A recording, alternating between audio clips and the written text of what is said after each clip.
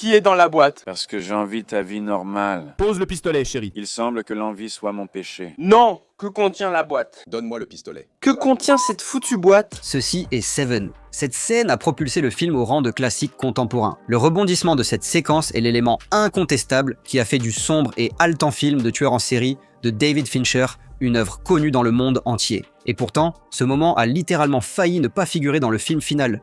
Croyez-le ou non, cette fin à rebondissement a été incluse grâce à une erreur décisive. Combien d'argent as-tu? J'ai genre 50 $. Je propose une sortie. Allez, viens. David Fincher est aujourd'hui l'un des plus grands réalisateurs d'Hollywood, mais à l'époque, il était un créatif en difficulté comme beaucoup d'autres. Après plusieurs allers-retours entre Berkeley, le Santa Monica College et Emerson, Fincher a conclu que l'éducation formelle ne lui convenait pas et a choisi d'apprendre sur les plateaux de tournage. Après avoir établi des contacts clés, Fincher a réalisé certains des clips musicaux les plus inventifs de l'époque. Vogue de Madonna, Only de Nine Inch Nails et Jenny's Got a Gun d'Aerosmith. De nombreux artistes pop et rock des années 80 et 90 faisaient appel à lui.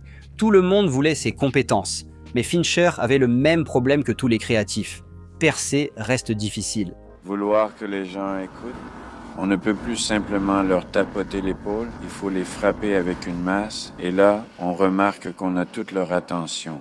Alors, comment un prodige du clip vidéo fait-il sa transition vers le monde des longs métrages Alien ou Alien 3 ? Pour être plus précis, l'histoire est bien connue maintenant, mais résumons-la simplement en disant que la production d'Alien 3 ne s'est pas bien passée. La production a été compromise par des conflits internes, dépassement de budget et lutte politique. Finalement, la vision de Fincher n'a pas été respectée. Pour une raison inconnue, la Fox a tout de même sorti le film, provoquant la réaction attendue de tous.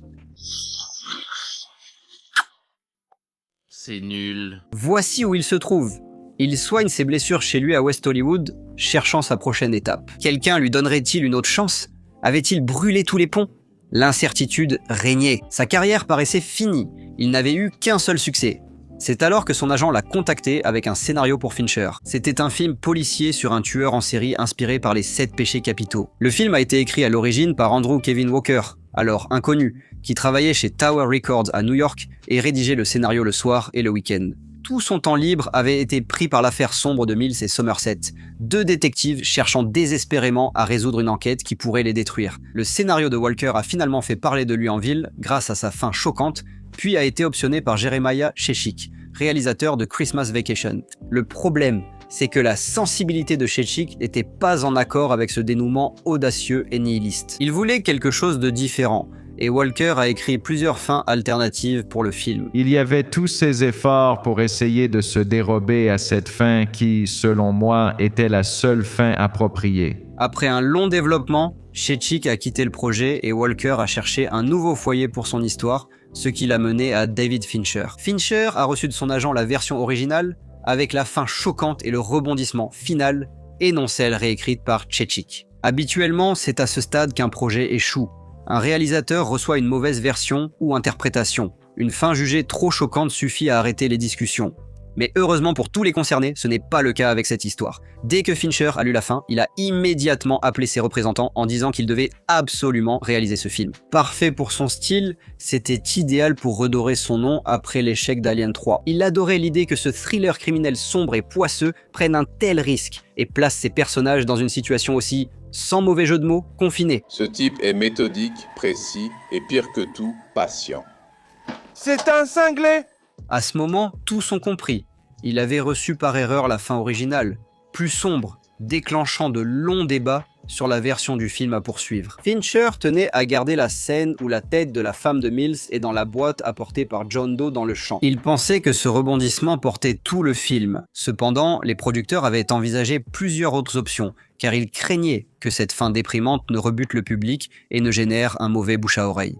Les producteurs et dirigeants voulaient que Tracy, la femme de Mills, survive et que la tête du chien soit dans la boîte. Cette fin manque d'enjeu, d'arrogance et de défauts teintés d'humour noir qui illustrent la chute tragique de Mills. Une autre fin envisage Somerset tirant sur John Doe, retirant ainsi le choix à Mills. Cela semble également anticlimatique et peu fidèle à l'univers qui a été établi auparavant. Tout l'intérêt de la fin du film est que Mills succombe à la colère et que le plan de John Doe atteint son apogée en impliquant sa propre mort.